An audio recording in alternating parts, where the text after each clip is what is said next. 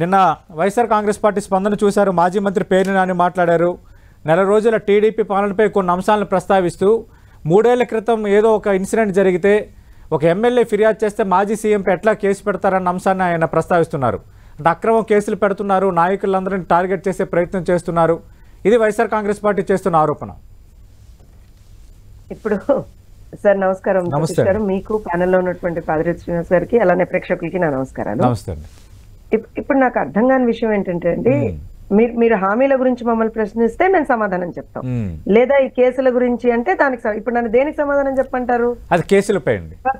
కేసులపై. సరే, కేసుల విషయానికి వస్తే సార్, ఒక ఎమ్మెల్యే తనకు జరిగినటువంటి అన్యాయం గురించి ఎమ్మెల్యే అన్న కన్నా కూడా ఒక పౌరుడు అన్నాం మనం, తప్పే ఉంది సార్? ఎవరైనా సరే రాష్ట్ర పౌరులే కదా. అప్పుడు ఆయన ఇంకా నిజంగా ఇప్పుడు ఎమ్మెల్యే అప్పుడు ఎంపీ, ఒక రాష్ట్ర పౌరుడు తనకు జరిగినటువంటి అన్యాయాన్ని అప్పుడు కూడా దృష్టికి తీసుకొచ్చారు. హైకోర్టు దృష్టికి వెళ్ళింది అది, సుప్రీంకోర్టు దృష్టికి వెళ్ళింది అది. సుప్రీంకోర్టు లేదండి మీరు హైకోర్టులో మళ్ళీ దీన్ని చూసుకోండి అని చెప్పి ఒక ఇన్స్ట్రక్షన్ ఇచ్చారు. సో ఆయన దానికి సంబంధించి ఒక ఏమంటారు అని అంటే ఒక కంప్లైంట్ ఇచ్చున్నారు. కంప్లైంట్ ఆధారంగా ఒక కేసు రిజిస్టర్ అయింది, అంతే కదండి? అవును.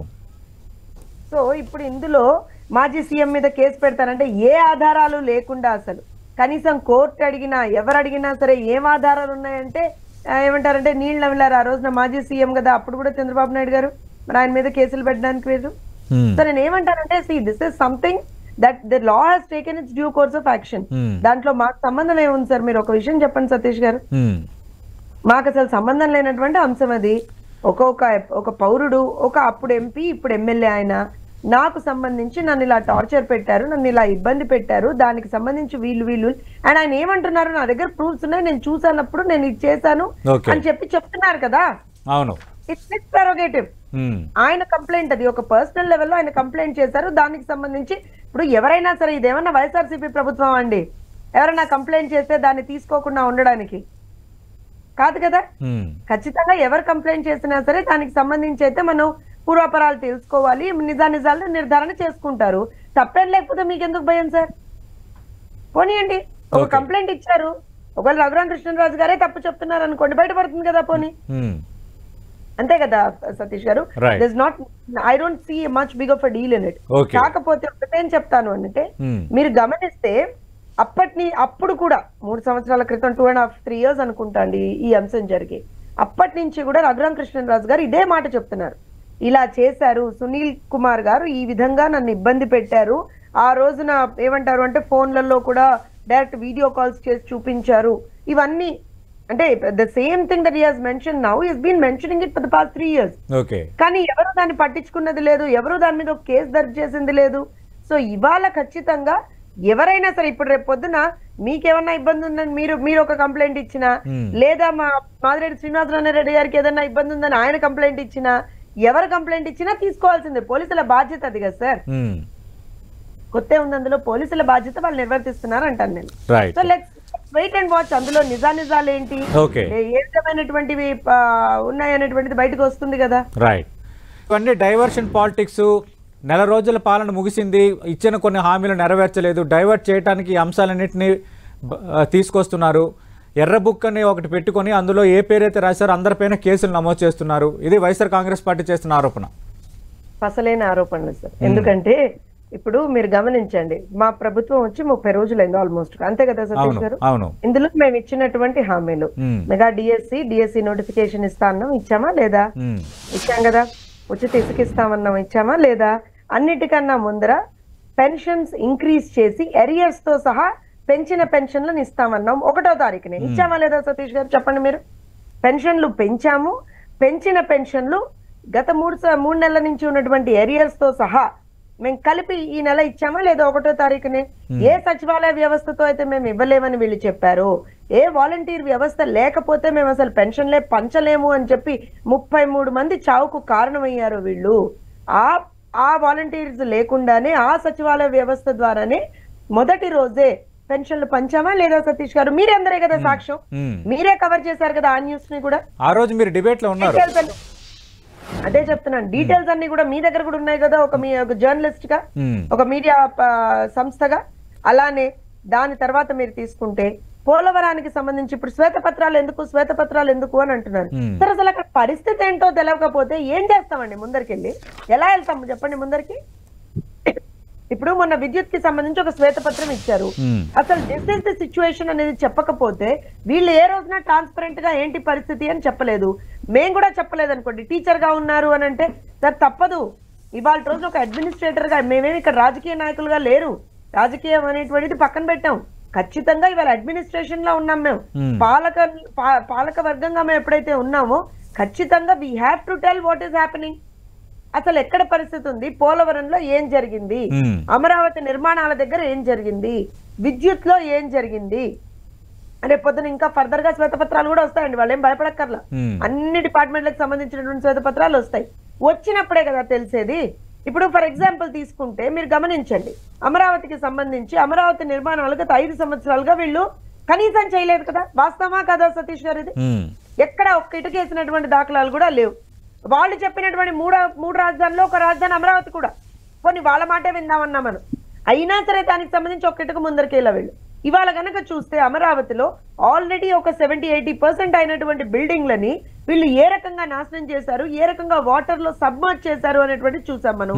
ఇప్పుడు దానికి సంబంధించి అసలు వాటి అంటే వెదర్ దే ఆర్ ఆ కట్టడాలు ఇప్పుడు పనికొస్తాయా లేదా, మళ్ళీ మొదటి నుంచి స్టార్ట్ చేయాలా, మినిమం అధ్యయనం కూడా చెయ్యొద్దా అండి? చెయ్యాలి కదా. సో ఇవన్నీ ఈ గ్రౌండ్ లెవెల్ రియాలిటీస్ తెలవకుండా ఎలా ముందరికి వెళ్తాం? మీరేం చేయలేదు అంటున్నాను. నేనే ఇక్కడ కూర్చొని ఇప్పుడు ఏం చెప్పాను మీకు? పోలవరం మీద గ్రౌండ్ లెవెల్ సమీక్ష చేశాం, శ్వేతపత్రం రిలీజ్ చేశాం, అంతర్జాతీయ నిపుణుల ద్వారా అక్కడ ఉన్నటువంటి పరిస్థితిని అంచనా వేయిస్తున్నాము. ఖచ్చితంగా రాబోయే 3 నుంచి 3.5 సంవత్సరాల లోపలే పోలవరాన్ని కంప్లీట్ చేయాలి, 4 సంవత్సరాలు అనేటువంటిది నిపుణులు చెప్పారు మొన్న. కానీ ముఖ్యమంత్రి కూడా అదే చెప్పారు, 4 ఏళ్ళు పడుతుందని చెప్పారు ముఖ్యమంత్రి కూడా. సార్ ముఖ్యమంత్రి ఆయనంతటా ఆయన ఎందుకు చెప్తారు సార్? ఖచ్చితంగా నిపుణుల ద్వారా ఇచ్చినటువంటి రిపోర్ట్ ఆధారంగానే చెప్తారు కదా. అవునా కదా?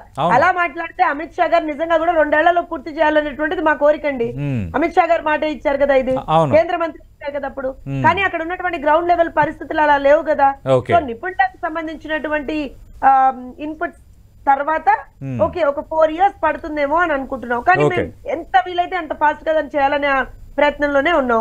అమరావతి అలానే ముందరికెళ్తున్నాం. గ్రౌండ్ లెవెల్ సమీక్ష చేసాం, అక్కడ ఉన్నటువంటి అధికారుల నుంచి రిపోర్ట్స్ తెప్పించుకున్నాం, శ్వేతపత్రం రిలీజ్ చేసాం, వే ఫార్వర్డ్ ఏంటి అనేది చూస్తున్నాం. విద్యుత్ లోనూ అదే చేస్తున్నాం. సో ప్రతి ఒక్క డిపార్ట్మెంట్ లోనూ మేము ఖచ్చితంగా ఎలా ముందరికెళ్ళాలి. ఎస్, ఇవాళ రోజు ఇంకొక విషయం చెప్తానండి. మీరు అంటే నాకేం వైఎస్ఆర్సీపీ తోటో లేకపోతే తెలుగుదేశానికి ఏం వైఎస్ఆర్సీపీ తోటి ఏమంటారు అంటే ఆ జన్మ శత్రుత్వం ఏమి ఉండదండి. అవును, మీరు శత్రువులు కాదు, ప్రత్యర్థులు మాత్రమే. వైసీపీ టీడీపీ రాజకీయ ప్రత్యర్థులం మాత్రమే. నేను ఏమంటాను, మీరు మంచి చేస్తే మేము నిజంగా కూడా శబాష్ అంటాం. కానీ మీరు తప్పు చేస్తే అది చెప్పొద్దంటే ఎలా సార్? ఇప్పుడు రఘురామకృష్ణరాజు గారి కేసే తీసుకోండి, అది ఆయన ప్రెరోగేటివ్. ఆయన ఇవాళ కొత్తగా చెప్పట్లేదు, అప్పటి నుంచి చెప్పుకుంటూనే వస్తున్నాడు. నా మీద దాడి చేశారు, నన్ను చంపాలని చూశారు, ఇదిగోండి నాకు తగిలినటువంటి దెబ్బలను ఆ రోజు బయటకు వస్తూనే చూపించాడా లేదా సతీష్ గారు? మీ ఛానల్సే కవర్ చేశాయి కదా. మరి వాళ్ళ అవన్నీ కూడా ఆయనకు సంబంధించి ఒక పౌరుడు అంటాను నేను, అందుకనే అంటున్నారు కదా. ఇప్పుడు ఇవాళ ఒక విషయం తీసుకుందాం. మీ అందరికీ గుర్తుంటే మాచర్లలో ఒక వైఎస్ఆర్సీపీకి సంబంధించినటువంటి వ్యక్తి తర్వాత అతనికి మున్సిపల్ చైర్పర్సన్ ఇచ్చారు, గుర్తుపెట్టుకోండి, దుర్గా కిషోర్. అతను బోండా ఉమా గారి మీద, మా ఎమ్మెల్సీ బోండా ఉమా గారి మీద, బుద్ధ వెంకన్న గారి మీద భయంకరమైనటువంటి హత్యా ప్రయత్నం అరెస్ట్ చేస్తే కేసు అతని మీద పెట్టకుండా ఉల్టా బోండా ఉమా గారి మీద కేసు పెట్టారు, తెలుసా మీకు? ఇది పరిస్థితి, వాళ్ళ పాలనలో జరిగిన పరిస్థితి ఇది. బాధితుల్ని ఇంకా బాధింపజేశారు వాళ్ళు, బాధితుల్ని ఇంకా వేధించారు వాళ్ళు, బాధితుల మీదనే కేసులు పెట్టారు వాళ్ళు. నేను ఇప్పటికే చెప్తున్నా, ఇప్పుడు ఎవరో రఘురామకృష్ణరాజు గారు మా ఎమ్మెల్యే కాబట్టి మేము కేసు అలా ఏం లేదు. ఎవరికి ఏ ఇబ్బంది ఉన్నా సరే నేను చెప్తున్నాను కదా. ఈ ప్యానెల్ లో డిస్కషన్ లో ఉన్నటువంటి శ్రీనివాస్ రెడ్డి గారికి కూడా ఏదన్నా కష్టం ఉంటే, ఏదన్నా కేసు ఆయన నమోదు చేయించాలనుకుంటే ఖచ్చితంగా దగ్గరలో ఉన్నటువంటి పోలీస్ స్టేషన్ కి వెళ్ళి ఆయన ఒక కంప్లైంట్ ఇస్తే ఖచ్చితంగా it will be taken care of. Madhav Jyotsna గారు, నిన్న మాజీ మంత్రి పేరునాని ఆయన మాట్లాడింది, ఇప్పుడు మాదిరెడ్డి గారు కూడా ప్రస్తావించారు. అమ్మక మందిరం పేరుతో తల్లి పిల్లల్ని మోసం చేశారు, జగన్మోహన్ రెడ్డి ఒకరికే ఇస్తున్నాడని తాము పిల్లలందరికీ ఇస్తామన్నారు, అలాగే ఉచిత ఇసుక అన్నారు, ఆ ఉచిత ఇసుకలో ఉచితం ఉండదు. ఈ 2 ఇష్యూస్ మీద కామెంట్ చేశారు సతీష్ గారు. ఇప్పుడు ఫస్ట్ అయితే తల్లికి వందనం దాని మీద నాకు వచ్చే సమయం అయిపోయింది. ఓకే. తల్లికి వందనం ఏదైతే స్కీమ్ ఉందో దానికి సంబంధించి నేను ఒక ప్రిలిమినరీ జీవో వచ్చిందండి. ఓకే. రైట్. ఆ జీవోలో ఎక్కడన్నా అంటే మరి మాకు అర్థం కాలేదా వాళ్ళకి అర్థం కాలేదా మరి మీరే చెప్పాలి ఒక సీనియర్ జర్నలిస్ట్. ఆ దీంట్లో ఎక్కడన్నా ఒక్క పిల్లవాడికే మేము ఇస్తున్నాం, తల్లికి సంబంధించి ఒక్క ఇంట్లో ఉన్న ఒక్క పిల్లవాడికే ఇస్తున్నాం అని ఎక్కడన్నా ఉందా సతీష్ గారు? తొందరపడి ఒక కోయిల ముందే కూసింది అన్నట్టుగా అందులో చాలా క్లియర్ గా we will not leave any child without education and also all the children in the house అనేది చాలా క్లియర్ గా ఉంది సార్. చిల్డ్రన్ అని ఉంది. చైల్డ్ కి చిల్డ్రన్ కి తేడా తెలియకపోతే నేనేం చేయలేను ఫస్ట్. అండ్ ఆల్సో దానికి సంబంధించినటువంటి విధి విధానాలు, దానికి సంబంధించినటువంటి ప్రీ రిక్విజిట్స్ అవన్నీ కూడా మేము మళ్ళీ విడుదల చేస్తాం, డీటెయిల్డ్ గా విడుదల చేస్తామని క్లారిఫికేషన్ కూడా ఇచ్చున్నాము. ఆల్రెడీ ఆ జీవోకి సంబంధించి మొత్తం క్లియర్ గా అందులో మెన్షన్ ఉంది. No child will be left without education whoever is below the poverty line అనేది అంత క్లియర్ గా మెన్షన్ ఉంది కదా సతీష్ గారు. సరే, వాళ్ళు ఎందుకు అంత ఇబ్బంది పడుతున్నారో నాకు తెలియదు. ఇక్కడ ఇంకో విషయం, ఉచిత ఇసుక సంగతి చెప్తున్నానండి. అంటే మరి వీళ్ళు నేను అదే చెప్తున్నాను, అంటే వీళ్ళకి పాపం తెలియక మాట్లాడతారా లేకపోతే ఇంకేమీ రాక మాట్లాడతారో తెలియదు. ఉచిత ఇసుక అంటే మేము ఇసుక ఉచితంగానే ఇస్తున్నాం సార్. మీరు రీచ్ కెళ్ళి మీరు కూడా వెళ్ళండి సతీష్ గారు. మీరు ఒక లారీయో ఒక ట్రాక్టరో ఒక ఎడ్ల బండో లేకపోతే ఒక 2 సంచులో తీసుకొని ఏ రీచ్ వరకు అని వెళ్ళండి సార్. మరి మీరైతే జర్నలిస్టే కదా, మేమంటే పోనీ రాజకీయ నాయకులు అనుకుందాం, మా పార్టీని డిఫెండ్ చేస్తున్నాం. మీరు వెళ్ళండి సార్, ఏ రీచ్ దగ్గర కన్నా వెళ్ళండి. ఎవరైనా మిమ్మల్ని ఇసుక తీసుకోవడానికి ఛార్జ్ చేస్తారేమో చూడండి సార్. దాంట్లో రెండు పద్ధతులు ఉన్నాయండి. ఒకటేమో రీచ్ దగ్గరికి వెళ్ళి మీ అంతటి మీరు తీసుకోవచ్చు, nobody is gonna stop you, right. లేదు అలాంటి పరిస్థితి కొన్ని చోట్ల కొంచెం దూరంగా ఉండి ఏదన్నా ఉంటే ఏదైనా కొన్ని పాయింట్స్ ఉన్నాయి కదా, ఏ పాయింట్స్ ఎక్కడ ఉన్నాయి అనేది కూడా mines.ap.gov.in వెబ్సైట్ లో ఉంది కదా, ఎక్కడెక్కడ ఉన్నాయి అనేది. అక్కడికి వెళ్ళి మీరు ఎంతైతే ఇసుక కావాలో తీసుకోవచ్చు. దానికి సంబంధించినటువంటి loading charges and transport charges మాత్రమే అడుగుతున్నారు. ఆ రిసిప్ట్ కూడా చాలా క్లియర్ గా ఉన్నాయి సార్. ఒక విషయం సార్, ఇప్పుడు తిరుపతిలో మనకు దర్శనం ఉందండి, ఉచిత దర్శనం అంటాం. తిరుపతికి హైదరాబాద్ నుంచి తిరుపతికి వెళ్ళేటువంటి టికెట్లు కూడా టీటీడీ పెట్టుకుంటుందా అండి?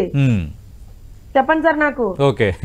దర్శనం ఉచితంగానే ఇస్తున్నాం కదా, ఇసుక ఉచితంగానే ఉంది కదా. నేను చెప్తున్నా కదా, మీకు అంత ఇబ్బంది ఉంటే డైరెక్ట్ ఇప్పుడు జగన్మోహన్ రెడ్డి గారితో సహా చెప్తున్నా, లేదా మొన్న మాట్లాడిన అంబటి రాంబాబు కావచ్చు, నిన్న మాట్లాడిన పేరు నాని గారు కావచ్చు, లేకపోతే గుడివాడ అమర్నాథ్ గారు కావచ్చు, ఎవరైనా సరే ఏ ఇసుక రీచ్ దగ్గర కన్నా వెళ్ళండి సార్, వెళ్ళమనండి సార్. మీ పోనీ కావాలంటే మీ 10 టీవీ మాదిరెడ్డి గారు